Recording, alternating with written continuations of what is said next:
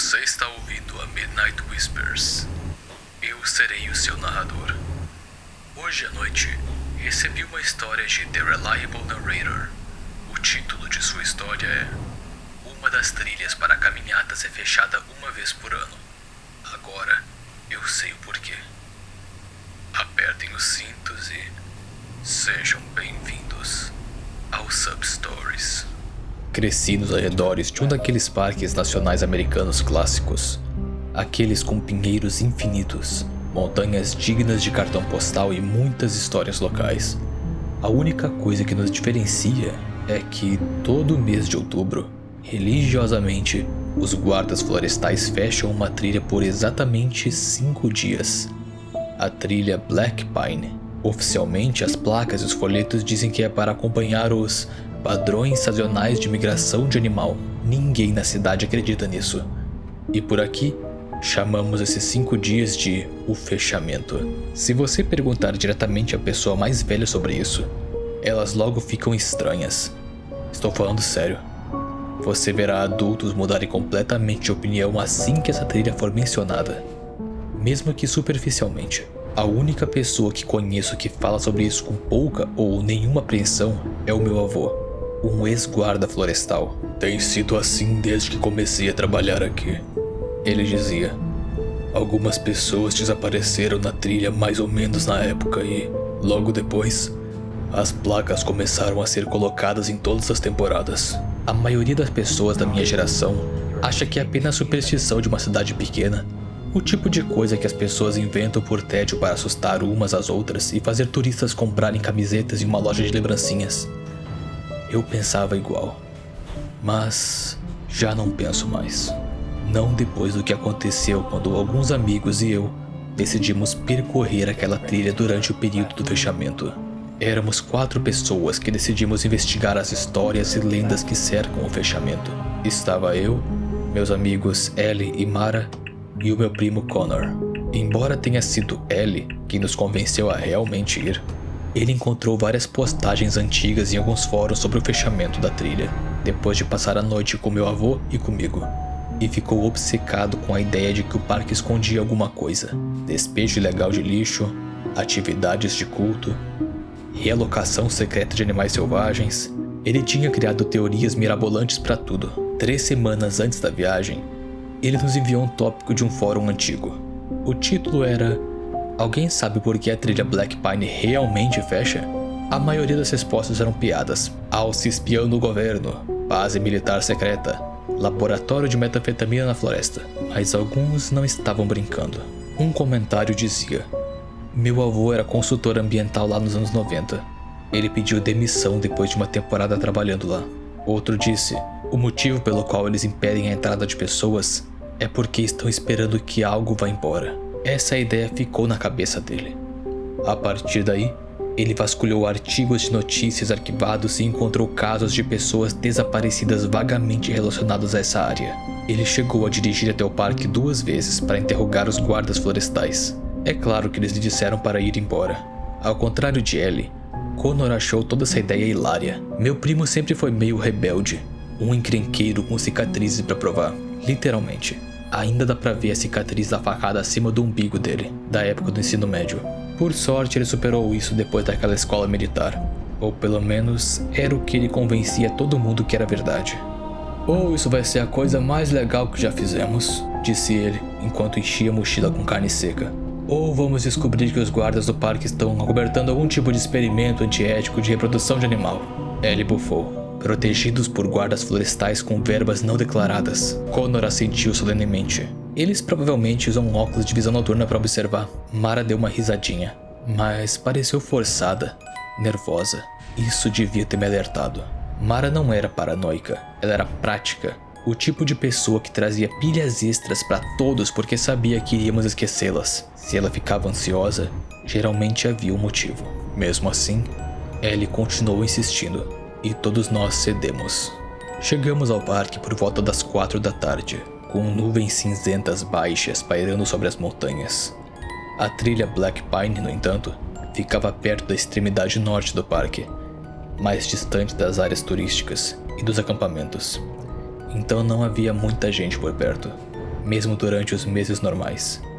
Mas durante o período de fechamento, ninguém. Sabíamos que estávamos no lugar certo porque havia uma barricada que se estendia por toda a entrada da trilha, com placas laranjas brilhantes presas a ela com abraçadeiras de plástico. Dizia trilha fechada, acesso apenas a pessoal autorizado. Alguém também havia gravado palavras na madeira embaixo da placa. Por favor, não permaneça após o anoitecer. Connor riu. Ok. Isso demonstra bastante comprometimento com a brincadeira. Ele parecia muito animado e começou a tirar fotos. Mara e eu ficamos apenas olhando para a floresta. Parece que ambas nos sentimos inquietas. Vocês repararam como é silencioso? E foi por isso. Quase não havia som assim que chegamos à linha das árvores perto da trilha. Sem pássaros, sem insetos, apenas uma estranha quietude, um silêncio sepulcral. Apesar das palavras de Mara, Connor decidiu pular a barricada. Bem, ele disse, não faz sentido ficar parado aqui, não é? Como já estávamos lá, e ele já estava pulando a barreira, Mara e eu fizemos o mesmo.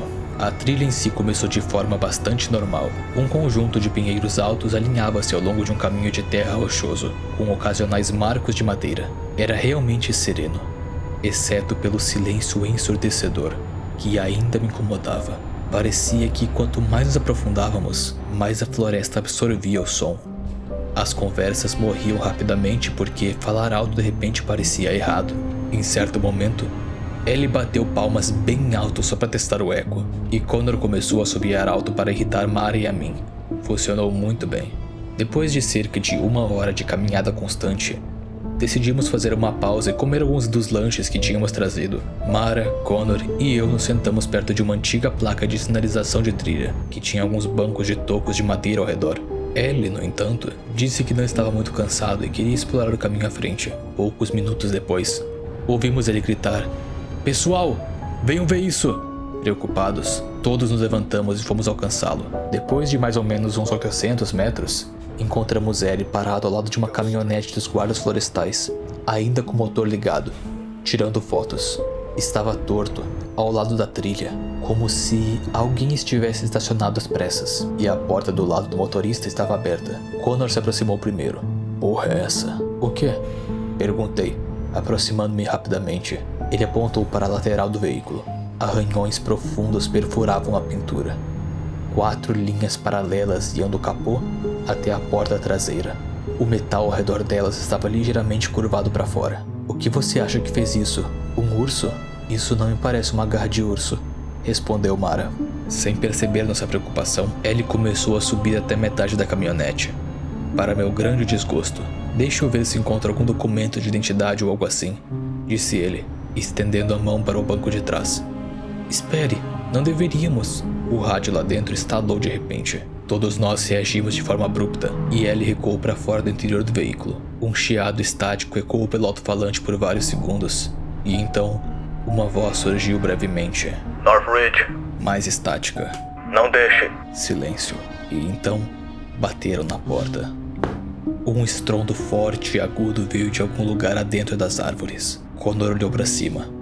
Talvez fosse um pica-pau? Outra batida na porta respondeu mais perto. Depois outra. Mara aproximou-se de mim. "Acho que devemos voltar para o estacionamento." Assenti com a cabeça em concordância, mas nossos outros 2 amigos pareciam descontentes. Ele ficou particularmente chateado com a nossa apreensão em prosseguir. "O quê? Vamos lá." Mal saímos do lugar. A trilha ainda tem uns 16 quilômetros. Não se deixe perturbar por alguns barulhos aleatórios. Recorremos à opinião de Connor, na esperança de que ele concordasse conosco. No entanto, ele apenas deu de ombros e disse: "Quer dizer, podemos continuar por mais um tempo, mas devemos tomar cuidado com os animais. Prefiro não acabar com a lateral daquele caminhão." Imploramos que reconsiderassem, mas Ellie estava inabalável em sua determinação equívoca. Mara e eu ficamos ali parados por um tempo, sem saber o que fazer. Poderíamos voltar sozinhas, ou poderíamos ficar juntos como um grupo. Optamos pela segunda opção. Os sapatos começaram a aparecer cerca de meia hora depois. A princípio era apenas um par de tênis de corrida, enlameados pendurados em um galho sobre a trilha. Connor deu uma risadinha nervosa. "Eu não sabia que gangues podiam reivindicar território de parques nacionais. Talvez haja mesmo um laboratório de metanfetamina ali." Mas então vimos outra. Depois, dezenas, centenas, alguns novinhos em folha, outras completamente apodrecidas, até mesmo uma pequena bota de chuva rosa a 6 metros de altura, emaranhada ao lado da bota de uma alpinista coberta de sangue seco. Mara parou abruptamente. Não, de jeito nenhum. Vamos embora. Ellie, pela primeira vez, também pareceu abalado. Isso é muito errado. Pior ainda foi que, escondido numa pequena gruta próxima, encontramos um acampamento abandonado. Ao olharmos em volta, encontramos o que provavelmente era a barraca, agora em pedaços, pendurada entre as árvores. Além disso, havia caixas térmicas abertas e várias cadeiras de jardim espalhadas. Connor olhou para a fogueira, agachando-se ao lado dela. Isso não está aqui há muito tempo, concluiu ele. Olhei para Mara, que estava fascinada por algo perto da extremidade oposta do acampamento. Eu me juntei a ela, perguntando o que havia de errado. Foi então que eu percebi. Um saco de dormir infantil estava parcialmente arrastado para dentro da mata. Dentro dele estava a outra bota de chuva rosa. Chega! Ellie, estou voltando. Isso é uma merda, disse Mara, voltando e pressionando o dedo no peito de Ellie. Ellie parecia pronto para argumentar, mas antes que tivesse a chance, um assobio ecoou entre as árvores. Por mais estranho que pareça, soava como o assobio de Connor. Perfeitamente. Mas isso não podia ser, já que o Connor estava bem ao nosso lado. Todos nos entreolhamos, e quando Ellie começou a falar, outro assovio veio de ainda mais perto, seguido de uma risada baixa e abafada. Nesse momento, estávamos todos genuinamente assustados. Mesmo que fosse apenas um animal estranho por ali, ou alguém pregando uma peça em nós, não queríamos ficar para descobrir. Connor estava agora irredutivelmente contra seguirmos em frente. Então, Ellie não teve escolha a não ser nos acompanhar de volta ao carro, mas infelizmente para nós, o sol já estava se pondo. Então decidimos acampar naquela noite e partir ao amanhecer. Isso seria a pior decisão de nossas vidas. Eu sei que acampar lá durante o período do fechamento parecia uma ideia idiota, mas na época pareceu razoável. Já tínhamos percorrido vários quilômetros e a escuridão estava chegando rapidamente. Além disso, nenhum de nós queria voltar caminhando com pouca luz nas nossas lanternas, especialmente com o que quer que pudesse estar lá fora. Montamos acampamento ao lado de um riacho estreito.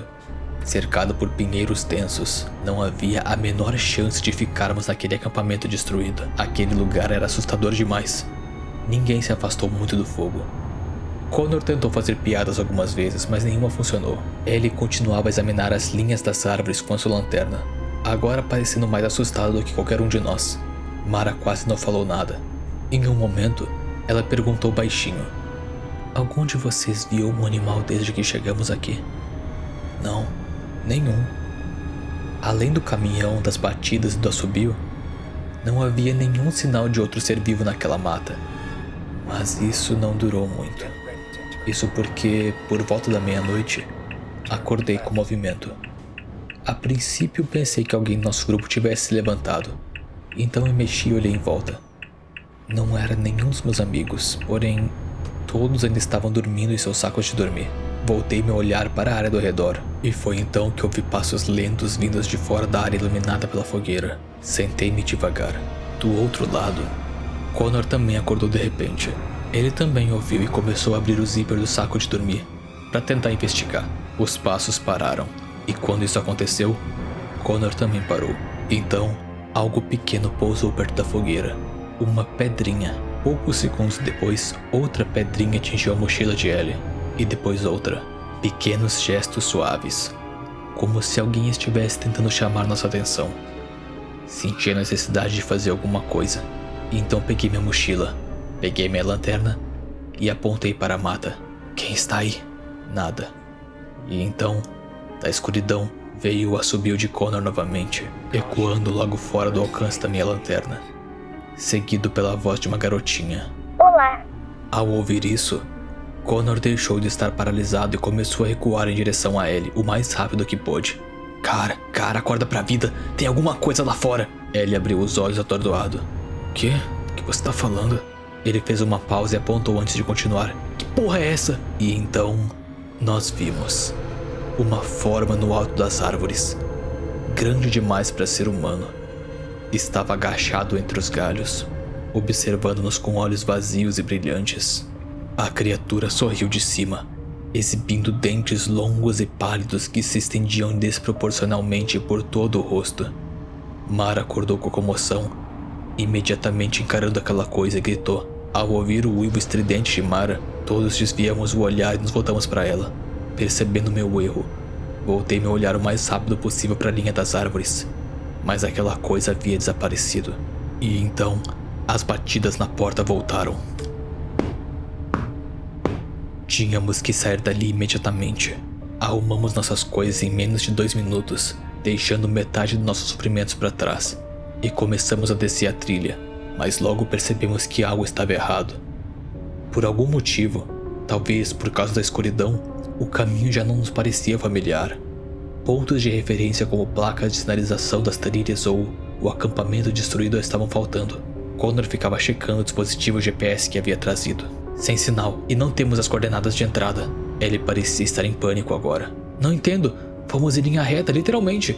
Fomos em uma linha reta e é assim que funciona uma trilha. De repente, no meio da noite, ouvimos algo que interrompeu nossa busca frenética. Ajuda! Gritos humanos, a voz de um homem, ecoaram à nossa direita. Eu reconheci. É o guarda florestal, falando pelo rádio do caminhão. Precisamos ajudá-lo, disse Connor, caminhando em direção ao grito. Mara agarrou seu braço com força. O quê? Não! Não sabemos o que tem lá fora.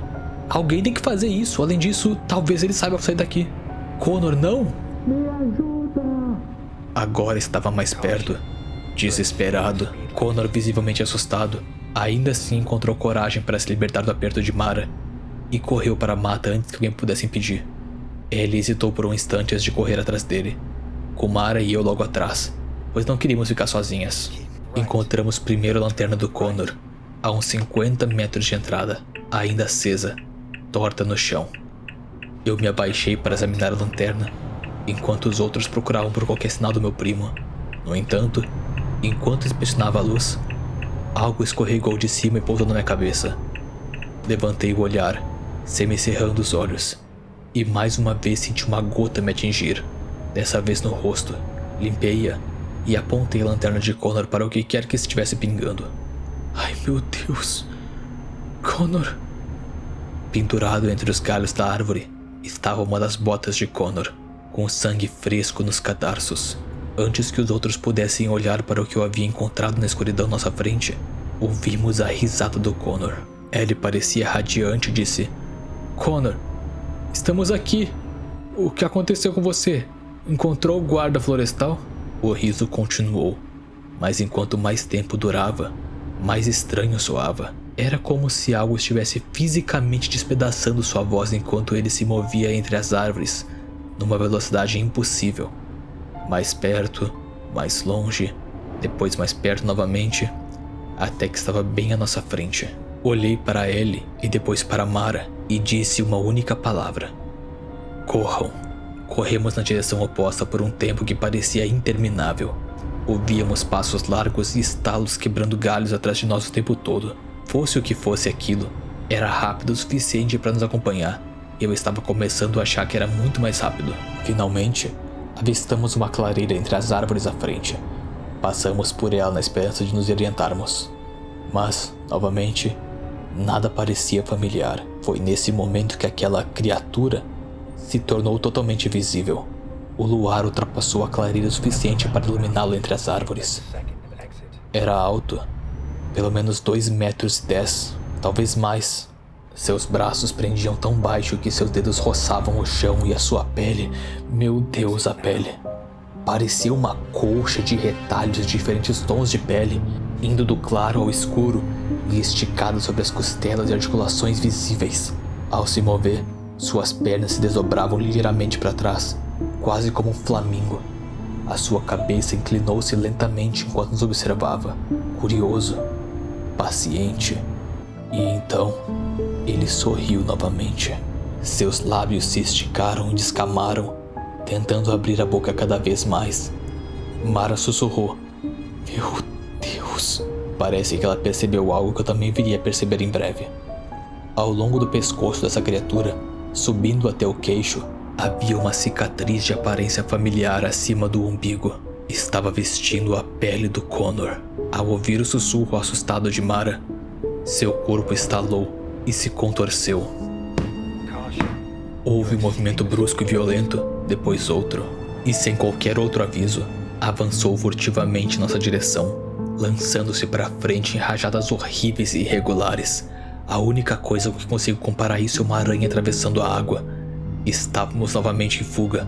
Atrás de nós, eu podia ouvir o impacto das coisas caindo no chão enquanto nos perseguia pela floresta, mas nunca se comprometeu totalmente a nos capturar. Continuou circulando, passando por nós, desaparecendo, reaparecendo à frente. Era como se estivesse brincando conosco, como se fôssemos ratos sendo perseguidos por um gato. Em um dado momento, ele gritou porque algo roçou seu ombro no escuro. Quando olhei para trás, vi seus dedos pálidos se retraindo atrás de uma árvore, acompanhados de uma risada profunda e desumana. Em seguida, usou a voz de Connor novamente. Pessoal, esperem. Eu queria muito parar de correr, olhar para trás e ver o meu primo idiota conosco correndo, mas eu sabia que era só aquele monstro vil, zombando de nós. Por pura sorte, demos de cara com uma antiga estação de guarda florestal. Era uma pequena cabana de madeira escondida em meio das árvores densas. As janelas estavam quebradas e a porta escancarada. Precisando de lugar para nos esconder e descansar, não hesitamos em entrar correndo e empurrando um armário contra a entrada. A primeira coisa que me impressionou foi o cheiro daquele lugar. Uma mistura de mofo e algo acobreado. Mapas antigos estavam espalhados pelo chão, juntos com equipamentos quebrados, e havia centenas de marcas de contagem cobrindo a parede do fundo. Esperamos um pouco, tentando descobrir se nosso esconderijo havia sido comprometido. Mas depois de quase uma hora, nada. Sem nenhuma outra opção, a não ser procurar ao redor, tentamos encontrar algo que pudesse nos ajudar. Ele foi pro fundo da cabana, enquanto Mara e eu ficamos mais perto da frente. Ei Jess, ouvia dizer. Dá uma olhada no que encontrei. Apressei-me para ir ver, e parecia ser um diário encostado perto da parede na escrivaninha. Tinha a inscrição Registro do Guarda, estampada de forma discreta na frente. Os danos causados pela água arruinaram a maior parte, mas alguns registros ainda eram legíveis. A caligrafia também variava ao longo do diário. As primeiras anotações pareciam organizadas e profissionais, enquanto as últimas davam a impressão de terem sido feitas às pressas, instáveis. 24 de outubro. O fechamento começou essa manhã. A equipe de North Ridge relatou ter ouvido batidas novamente por volta das 5 da manhã. 3 impactos distintos, espaçados uniformemente. Não foi observada nenhuma movimentação de animais selvagens nas proximidades da trilha. Não é normal. De novo. 25 de outubro. Encontrei outro sapato pendurado perto da marca de 6 milhas. Dessa vez um tênis infantil, azul. Ainda está suficientemente limpo para que não esteja ali há muito tempo. Buscamos na área circundante por restos mortais ou excursistas desaparecidos. Nada. Miller diz que devemos parar completamente de documentar essas coisas. Discordo. 25 de outubro. Às 9h30. Ouvi isso pela primeira vez hoje à noite. Pensei que fosse o Álvares do lado de fora da estação. Parecia exatamente como ele. Ele estava ao meu lado enquanto ouvíamos o som me chamando pelo nome, vindo de dentro da floresta. 26 de outubro. Toda a floresta parece morta. Álvares agora se recusa a patrulhar depois do anoitecer. Ele disse ter visto algo agachado nas árvores, perto da antiga estrada de acesso para bombeiros. Não sabia descrever. Ficava repetindo sem parar. Ele sorriu para mim. 26 de outubro. Às 11h47. Algo circulou a estação por mais de 1 hora essa noite. Passos lentos. Parava sempre que verificávamos as janelas. Recomeçou assim que sentávamos. Miller ouviu batido do lado de fora da parede. 27 de outubro. Essa noite imitou o Álvares perfeitamente. Ouvimos ele gritando por socorro perto do riacho. Miller quase foi atrás dele. Ainda bem que ele não fez isso, porque o Álvares já estava morto. Encontramos pedaços dele pendurados em galhos perto da rabina essa manhã, principalmente roupas. Uma bota bem amarrada pelos cadarços. As páginas seguintes estavam muito borradas, como se alguém estivesse segurando com as mãos molhadas. Em seguida, outro registro legível apareceu mais adiante.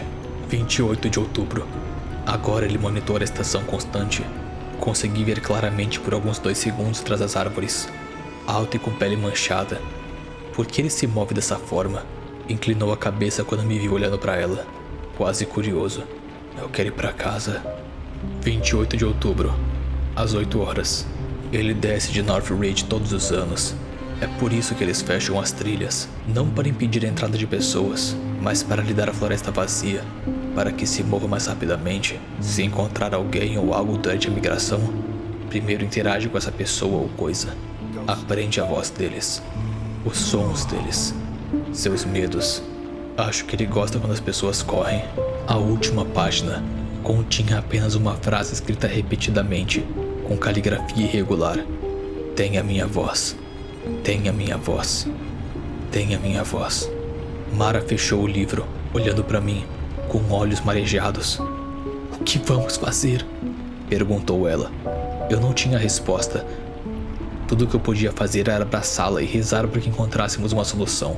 Ao que parece, minha oração foi atendida, pois ela gritou: Ei! Ele afastou uma pilha de papéis mofados e se agachou ao lado de um velho console de rádio parafusado à mesa. Parecia antiguíssimo, coberto de poeira. Metade dos interruptores estavam sem tampas, e um do lado da grade do alto-falante estava amassado por dentro. Balancei a cabeça negativamente. Impossível essa coisa velha ainda funcionar. Ele me ignorou e começou a mexer nos interruptores, e de repente uma estática atingiu a sala com tanta força que Mara deu um pulo para trás. Santo Jesus Cristo! Ela sibilou. Ellie puxou o microfone. Olá, tem alguém aí? Nada além de estática. Ele tentou novamente. É o seguinte, somos campistas na trilha Black Pine. Estamos perdidos a... O rádio deu um estalo e em seguida emitiu um som tão alto que nos fez congelar. Alguém respondeu. Uma voz surgiu rouca e abafada por um ruído branco. Este é o guarda florestal Holt. Quem está aí? Nós 3 ficávamos olhando fixamente para o rádio. Ele quase deixou o microfone cair. Meu Deus, ok, meu nome é Ellie, precisamos de ajuda agora. Você cruzou a barricada? Ellie olhou para mim nervoso. Sim. Escuta com atenção. Tá te seguindo? Nenhum de nós respondeu imediatamente. Então, algum lugar fora da estação, Mara estremecia violentamente. Sim. O guarda florestal praguejou baixinho. Muito bem, vocês vão seguir para o sul imediatamente. Deve haver uma estrada de acesso de emergência a cerca de uns 3 km da sua posição. Como chegamos lá? Perguntei, inclinando-me em direção ao rádio. Vocês têm mapa? Ellie assentiu automaticamente com a cabeça antes de perceber que o guarda florestal não conseguia vê-lo. Sim. Ótimo, anote essas coordenadas. Peguei alguns pedaços de papel seco na mesa enquanto Ellie repetia os números em voz alta. O guarda florestal falava rápido, como se estivesse com pressa. 37441 norte, 11977 oeste.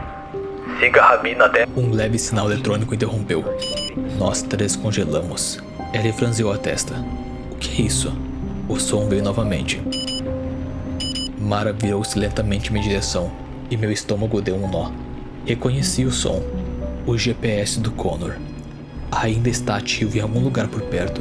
Ellie pareceu confuso e perguntou: O que houve?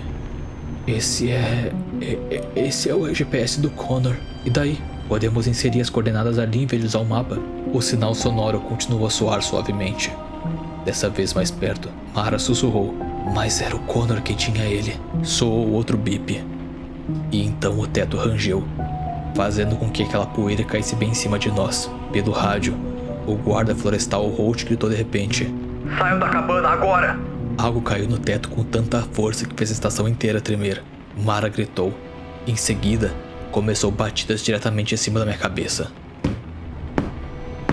Continuou implacavelmente enquanto outro impacto atingiu o teto. Ele agarrou meu braço.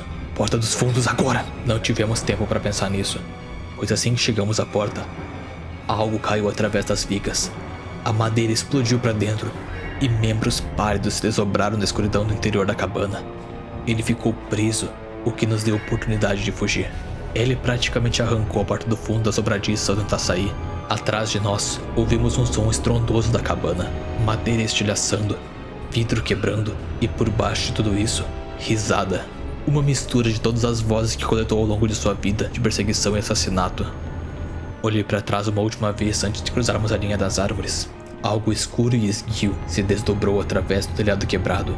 Seus longos membros se desdobravam em ângulos impossíveis enquanto atravessava a cabana, e a sua cabeça ergueu bruscamente em nossa direção, em posição de alerta. O jogo havia terminado. Não havia mais onde se esconder. Apenas uma perseguição desenfreada. Galhos cortavam nossos rostos enquanto corríamos ladeira abaixo na escuridão. Ninguém mais sabia para onde estávamos indo. A trilha havia desaparecido, restando apenas árvores que bloqueavam o luar, obrigando-nos a depender de nossas lanternas fracas para nos guiar. Não demorou muito para que nos alcançasse. Agora que não estava mais brincando conosco, na verdade, consegui apenas dar uma olhada rápida e vislumbrar seu semblante assombroso atravessando a copa das árvores. Mara também manteve os olhos fixos naquilo e pareceu perceber algo. "Está nos empurrando para a esquerda!" Ela gritou. Ela tinha razão. A cada curva que fazíamos, ele nos ultrapassava, nos empurrando em outra direção, como se soubesse exatamente onde iríamos parar. E então, uma voz ecoou pela floresta à frente. "Crianças!" Todos nós congelamos instintivamente. "Crianças, por aqui!" Em seguida, surgiu um feixe de luz de lanterna, varrendo as florestas. Por um segundo terrível, eu realmente acreditei que era o guarda florestal Holt. Pensei que tínhamos conseguido. Mara gritou de alegria, chorando enquanto corri em direção à luz. "Espera, Mara!" Ouvimos um baque horrível.